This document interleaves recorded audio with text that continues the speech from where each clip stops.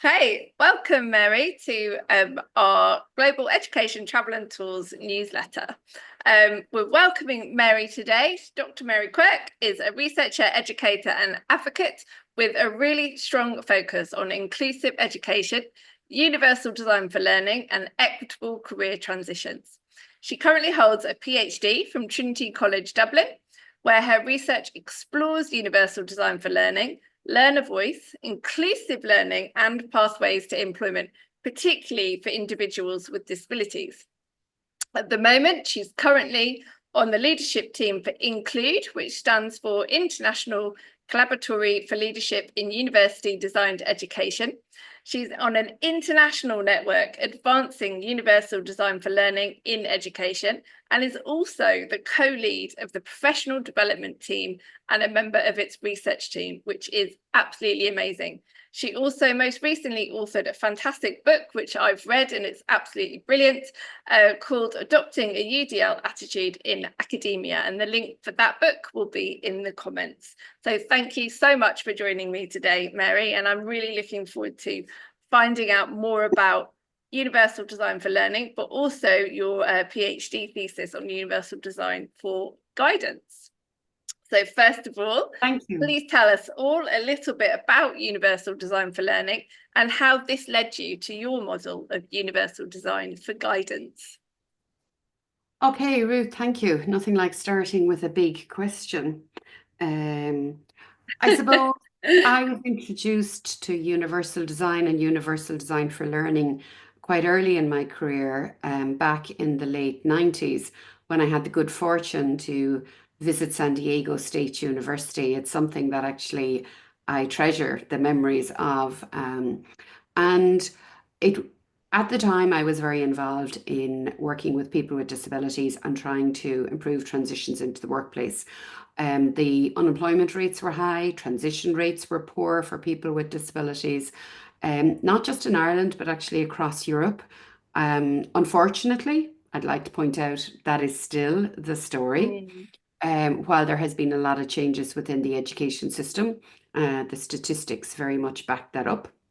But in any case, at the time, I had qualified as a guidance counselor, having come from nursing, and was working with people with disabilities in vocational training settings, and landed in San Diego State University and was introduced to this concept called universal design. And universal design was an approach that had been coined by an architect called Mace. He himself had a physical disability, and that was a by the by, but he basically stopped and asked, well, if we were going to design buildings that most people could use and be comfortable in, what do we need to think about?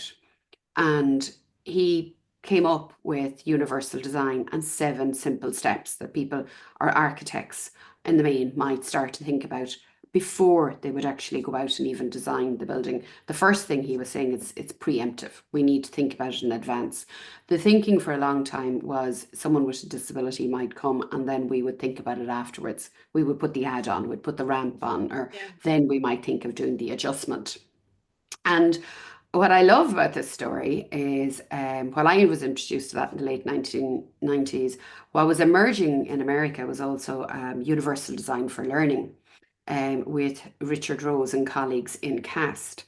And I had the good fortune a couple of years later to meet Richard Rose, and he told me that he went to a conference, as you would, and bumped into Ronald Mace, as you would, and thought, wow, I love the 7 steps of universal design. How could we take that into the learning environment? And he was based in Harvard, and he started to explore, I suppose, what would it look like in a learning environment using neuroscience and a number of other theories that we use in education. He got together a multidisciplinary team, and long story short, he basically, what they came up with using science was, there's 3 pillars that we need to think about. They switched it from teacher-centered to learner-centered, and they basically identified 3 pillars, which have evolved and moved around over the years. But in essence, the first pillar was around engagement. How do we engage our students? How do they feel like they belong? Do they feel motivated to learn in the class or the learning environment they're engaged with? The second piece was really around curricula or the learning materials and resources they're engaging with. And the third piece was around assessment or how they might demonstrate that they have achieved their learning. There has been a shift again only last year. There's very new guidelines where I think it was really appreciated that universal design in the first instance was about designing for people with disabilities in a way that everybody could use it. So it would appeal to a broad diversity of people. So going back to that ramp that I spoke about in the building, how many of us will just run up the ramp? You know, if we've a buggy, if there's kids in roller skates, if there's any wheels, or if we just got a Yeah. bad knee on the day, it appeals. That's called good design. So it again in universal design for learning, it was how do we basically design for someone so that it works for everybody else in the room? And it was asking that we preempt our approaches, that we stop to take an intentional approach. I think what I really like about what you said is the preemptive approach. I think that's so important because it means you're consciously planning and thinking about how what you are preparing, what you're preparing to teach or what you're preparing to do with students, you know, whether that's at school or at university. And I think, you know, UDL has prompted a consideration of the resources and learning environments. UDG, Universal Design for Guidance, needs to prompt a deeper consideration as to the resources we use in guidance. I do a lot of work here in Ireland with the Irish Deaf Society. We're trying to establish a career service. And when I started that work about 4 years ago, but I learned that career wasn't a sign in Irish Sign Language, job was. Now, I know the Amazing, difference isn't it? between a job and a career. Mm, Career guidance wasn't a sign in Irish Sign Language either, um, which was very yeah. interesting. Mm, So it really prompted a deeper consideration. You don't just introduce a word to a community or terminology or language. You really have to stop and think, you know, how many conversations have people been left out of? Again, there's pretty solid research also sharing that learners with intellectual disabilities have not been getting guidance. Learners that are blind and visually impaired have not been getting guidance. Um, Disadvantaged learners do not get as much guidance as maybe those from who have more privilege. So I think again, it's just being able to step back from this and maybe ask ourselves, what do we need to do about it, and where can guide and how can guidance take up its role? I put it to many people who are listening that, you know, even with the advent of the new technologies, an awful lot of us feel challenged every day because we're learning, you know, how to do things and how to approach our work in a different way. So these are things we're already doing. But if we actually really stop and start building it into the guidance practice, it means more people are going to be able to access employment, they're paying their taxes, they're contributing to society, they're living full and meaningful lives. yeah. It's kind of a no-brainer. You know, I mean, this is good for everyone. It's good for the exchequer, it's good for companies, good for employers, it's good for people themselves. And we'd know that from guidance anyway. I think the big learning for me, and I know that this has been highlighted by other you know, as academics in the field as well, including Mary McMahon in Australia, was that an awful lot of the careers theories we're working off of came in the 1950s Yeah. when they presumed that most of the workforce was male and American in the most part, and even just in particular types of Yeah. jobs. And even work then, in the most part, would have been go in at 9 and come home at 5 and go home for your lunch. Like, so it wasn't even just the jobs that were there, it was how we worked, it was who worked. And there was so many assumptions embedded in the very theories that we still use. So I think we've covered this quite a lot in what you've spoken about already. But do you think there was, when you had it in your head to design the universal design for guidance, when you were thinking about universal design for learning and how applicable that would be, was there a particular challenge you were designing it to solve that you saw that we haven't already touched upon? I continue to practice in career guidance myself, and I think what I found in because I was working in that whole universal design for learning space advocating for it across education systems in Ireland and Europe. And I think that I started to recognize in my own practice that things weren't kind of going possibly as they should for me. I did come across some very interesting papers in the career guidance space whereby it was being put forward that, career guidance can be racist. I would say probably career guidance can be ableist. Um, Possibly, yes, because we're Yeah, working from theories that were. And this is all very new terminology, and this is kind of very new to us. I mean, Holland is internationally renowned as an interest inventory. It's been used all over the world. And I would often joke with myself and say, I'm sure those gentlemen who informed our practice would probably be asking us, have you not moved on? Have you not done something else? Because what they did was quite brilliant, and just even move it on. But it's, yeah, so, and yeah, I also think, as a colleague said to me recently, sometimes guidance is the low-hanging fruit.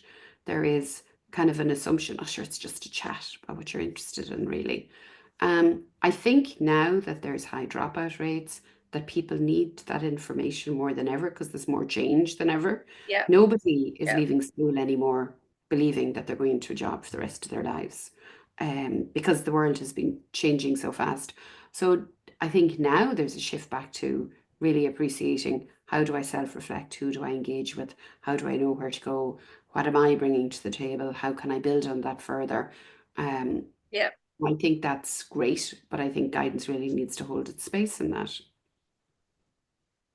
Yeah, I completely agree. I think I've noticed a change certainly in the students asking the question, not what university or what degree should I study, but more what job am I going to do? And the also from parent side as well, what career should my child go into? There's been a lot more questions, especially post COVID, around that rather than working in the school, you'd assume it's all about what to do post 18, but actually it's been a lot more focus on careers. Um, and I think it's really important that everybody is treated equally. So whether you have neurodivergent or disabled children, whoever it is you're working with, that they all get equal time and equal valid guidance in a way that is appropriate to them. I think you were saying earlier Yeah. about redesigning. Is there anything we can redesign to make it more applicable? And I think it's brilliant that in this space, that's what you've been doing, is just making sure that guidance is applicable and equal to anybody who needs it. It was like what the people with disabilities were sharing with me was that they wanted to have those career conversations just like their brother, their sister, their whatever. They wanted to be able to talk about the possibility of maybe college, maybe an apprenticeship, go to work. And they felt those conversations weren't happening, that others were having them, but they weren't. I think that's improving, to be fair. But I also think, and another point that I would have put on my um, scale was that it also necessitates that guidance or career guidance practitioners, and we call them guidance counsellors in Ireland. It's career guidance in other countries, it's careers teachers in other countries, but we all work off the same theories. But another thing was that there is a lack of knowing as to what inclusion looks like in workplaces. So Yeah, there can be very quickly an assumption made in relation to certain disabilities, by way of example, oh, you couldn't possibly do that, as opposed to yeah, appreciating that there can be accommodations made and there can be changes made. Now, I'm not, and it was put to me, I'm not suggesting for a second that a guidance counsellor needs to know every single thing that happens out there. But a guidance counsellor doesn't know every single job when they're sitting down in front of a regular student, but those assumptions don't click in. You can use the learner to explore those options as well, because what you're exploring is potential, and setting people up for an idea of where they might go or what they might do, and that's wonderful. That's far more exciting than saying to somebody, again, another learner shared with me my PhD, like she was categorically told, your college isn't for you, you won't be going to university, and it was her mother basically wow, supported and said you will, and she's graduated now, and is getting yeah, on so well. So, and there's so many more of these stories. I can even think of them from my practice because I do private practice, so that when people do kind of arrive to me, they come to me because they've an added challenge. And to be fair to my colleagues, I like to be able to send them back and say, look, we can work this out here and then you can go back. Because there is time considerations, there's the context, there's obviously specialist knowledge and experience, like there is in any profession. So that's fine. But the other piece, I suppose I'd often say to people, because there is that fear, um, around there being so much change. We're already dealing with it. Most people go out and buy their first car, a simple analogy I use, and they put so much thought into it. The color, they're going to, test drive it. They'll drive everybody mad, um, and then they get the first car, and it's like if everyone can remember their first car, or if they have a brother or a sister, their first car, and they can just remember that feeling, the first car and the keys, and oh my God, it was amazing. And then they never stop to think for a minute that that's going to be the car they're going to have for the rest of their lives, even though they've invested so much in thinking into the car. But when they're going to get their Yeah, second car, they want it better than the first. And they're going to take the learning from that first car and they're going to go on and ensure that the second car does a bit of more of this or does a bit of less of this or is going to now meet these needs and requirements. That's how we're going with careers as well. We're building ourselves as we go through. That's the idea. So yeah, when I say that people aren't going into something for the rest of their lives, that's not about instilling fear. That's about saying there's opportunity. And these are the kind of ways we need to, and yes, that's what universal design does. It allows you to reframe and be quite positive. It's not looking at capability, it's presuming there's capability. And it's saying, look, you've come here, you've obviously got a history, you have proven a track record already. Let's build on that, let's go forward. yeah, yeah. It's about capability and potential and going through your And working life, releasing that potential. And there's always different outcomes that people are looking for at different stages of life. Even people without disabilities, whether you're looking to at the beginning of your working career establish yourself, but then at the end of your working career you're probably looking for something very different. yeah, but it's still potential. And it's still even knowing how to plan that transition. Yes, They're yeah, all transitions. Like every single one of them, you're transitioning into the workplace, you're transitioning through the workplace, and then you're transitioning out of the workplace. yeah, yeah. Mm. Fantastic. So what impact do you think adopting universal guidance would have? Universal design for guidance. I think that, and I've already engaged with some colleagues both here and in other countries in Europe in terms of building that professional capacity. Um, but I think that what it will do is open up more conversations. I mean, it'll do what it's done in the learning and work environment. As soon as you upskill and you spoke earlier on about being deaf and going in and knowing that if things are put in place that you suddenly feel so much more welcome. What it will mean is that people will engage in guidance relationships much more. Very often when I engage with Yeah, professionals, they'll say, I don't really work with people with disabilities.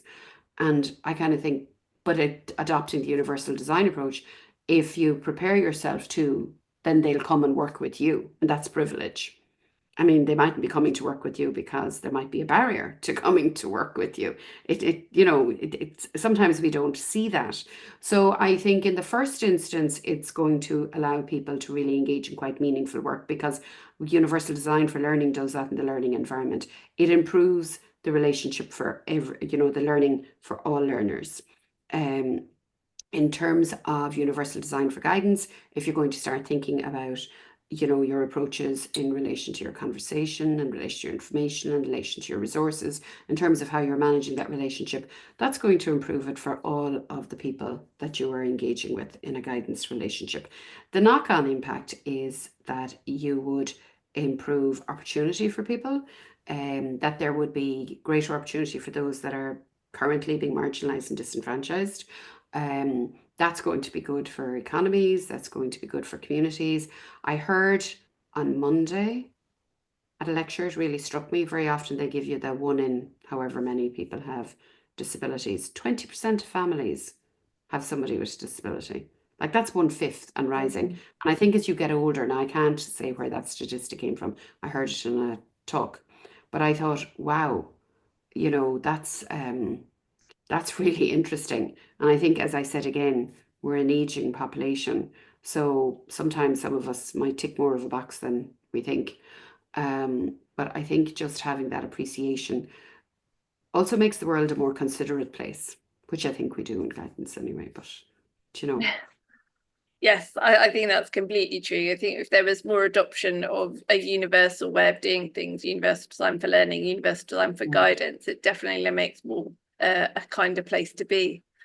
I Mhm. think it's important in the workplace as well. If you've gone through universal design for learning and you've had that counselling, that guidance, then when you get into the workplace, as we're looking at the statistics of entrepreneurs from university, so you've got a lot of people going straight into startups, and if they've had that experience of universal design all the way through, then they'll have those workplaces that have that in place as well, which is I think really exciting. They in turn, which they do anyway, will, because they're the next employers, they're the next colleagues, they're the next educators, Exactly. and they in Yeah. turn will have been modelled that practice. Yeah. So they appreciate how to put that in play too. Yeah, absolutely. They're the next HR managers. They're the next panel Mm. interviewers. So yeah, I think Hmm. it's really exciting if they can go through that and then they'll put it in practice because it's what they've seen and they've seen it works and the benefits of having that in practice. Mm-hmm. How do you think you can measure the impact of something like universal design for guidance? I could put that question back to you and say, how do we measure guidance relationships currently? That's true. Um, That's very true. Because we measure it on outcomes, and also you measure it on feedback and student voice and things like that. Yeah, and I think that that's why research doesn't do us justice always. That maybe that is another consideration as we go forward in terms of thinking about how do we measure that. It's actually very challenging to measure an inclusion culture in any setting. It is the challenge for UDL, it's been the challenge for inclusive education before it, it's a challenge currently in workplace settings. Um, and there is, and I have read about some quantitative measures that are emerging, in relation to measuring inclusion cultures in workplaces. But I think there's a lot of steps need to be taken before that's done. You have to capacity build the people who are engaging in, delivering more inclusionary approaches. And then there's also responsibility and accountability. Because otherwise it is always only outcomes basis. But I remember being very early in my career, and my work was assessed based on outcomes, and it was a negative outcome if a lady got pregnant and went home, because she couldn't, advance to the workplace or whatever. And this is going back now to the 90s, but I remember going into my boss and saying, "How is that my fault?" Like, I'm getting a negative impact for something that is out of my control. And I think a lot of the evaluations, certainly, but they can be quite subjective, but also the outcomes, again, mightn't be because of Yeah. poor career guidance. One of my earliest learnings was when I worked with a young lady, and she wanted to be a beautician, and she'd left school early, very disadvantaged, poor socioeconomic background. And I just remember working with her and thinking, oh my gosh, she'd be amazing. And we organized a work experience. She got on so well, loved it. Then we got to the point where we applied to college for a beauty course, and they said they'd interviewed her, they loved her, they said they'd waive fees. That was great. Then she messaged me and said, I can't go. I said, why can't you go? She said, I need a lot of equipment and a lot of things. I don't have it. I managed to organize that, and got all that. I was so invested now in her getting there. And anyway, it came to day one of the course, and I got a call from the college saying she's not here. And I thought, maybe she's just sick. Day two, she's not here. By day three, I thought something is amiss. And I contacted her and I said, is everything okay? And she said, everything is fine. And she said, Mary, everything is great, but you need to hear something. And I said, what is it? Now, she was a mother at this stage and she had young children as well. And she said to me, I will always know I could have been a beautician, but I'm not going to do it. She was the first Wow. person in her family to have been offered a college place. She said, maybe my kids will go. That was her level of success. And that for me, but it changed a culture within a family. There was an experience within a family. And that for me, and I still carry that learning with me today. Yeah, that is amazing. And it's like that was her level of success, because that's what success looked like to her. I think it's really important that people see and appreciate what success looks like to somebody else, because everybody is different Right. and unique in that way. And it could depend on the time of your life as well. It's not to say that, I mean, how many of us have stopped short at something and maybe 10 years later come back and said, now I'm going to try it again? Do you Yeah, know? yeah, absolutely. So, how can we measure the impact in relation to what is inclusionary guidance or what is good guidance, or measure the impact of universal design of guidance? I mean, certainly um, it would be more research, but it it's really standing back and asking, how do we, you know, assess guidance period, or career guidance? And I know in Australia there's some lovely work going on in that regard. I'd certainly point colleagues who are online to look at that direction. I'm reading things that are in the English language. There could be things in other languages that I'm afraid I'm not engaging with, maybe that's the countries. If anyone knows, drop me an email. Love to hear about it. Awesome, fantastic. Mm. And finally, what do you think the future holds for both universal design for learning and universal design for guidance? That's a great question, Ruth. And I think now that I've come together with colleagues from around the world and we're looking at the research and how that kind of is translating into practice in the universal design for learning space, it is very much being picked up. On our side of the world, it started as in Europe and Ireland, it started very much in higher education. It's now gone into vocational education, and it's starting to make its way into compulsory education. Um, in terms of in the States, it would have started at K-12 stage, and it's starting to make its way up into higher education. And when I'm engaging with colleagues, they're talking about, you know, universal design for learning in relation to maths, universal design for learning in a chemistry classroom, universal design for learning on a college campus, universal design for learning on an internship on a course. So it's a design concept. So it's always going to look a bit different. No more than everyone's kitchen looks a bit different, but it's Yeah. functionally the same. But it has evolved most recently to stop and consider culture and all it takes about being people, an awful lot more with the new guidelines. It's really stopping to think about social and emotional well-being, and embrace that side of things too, which is wonderful. But I also think that as we move forward, there's probably going to be a greater need to consider these concepts, in first of all in relation to learning, because people are going to be returning to learning in lots of different ways. So, and if you didn't have a good experience maybe one time round, this, you know, is really working hard to make sure that there's a better experience for you next time round. Mm. I think that it is respecting the intersectionality of people that are out there at all stages and all ages learning, which is quite exciting. And it's a movement that I like being part of, because it's realizing potential. And for me, universal design for guidance then is the bridge, because most people are going into learning because they want to improve their situation and they want to engage in some sort of meaningful work. And so it's how my colleagues and how I can be able to facilitate that process. So if somebody is having a really good learning experience, how can then I play my part in terms of that, I suppose, development in many respects. There is tensions out there in the world today. I'm not going to go into them now, but I do think that what's been proven time and time again is that when we can all realize our potential, that there is so much more for everybody. Yeah, I think that's so true. And I think that's a fantastic thing to end with. I think that universal design for guidance is all about releasing that potential, and seeing that potential in each and every person. So I think that's absolutely fantastic. Any last words, Mary? Any advice for career practitioners out there that you would like to leave us with, or anything you would like to summarize our conversation with? It's been a lovely conversation, and thank you very much, Ruth. It's great. It's amazing to think I'm on one side of the world and it's raining today, and you're on the other side of the world, and I'm sure it's much nicer there.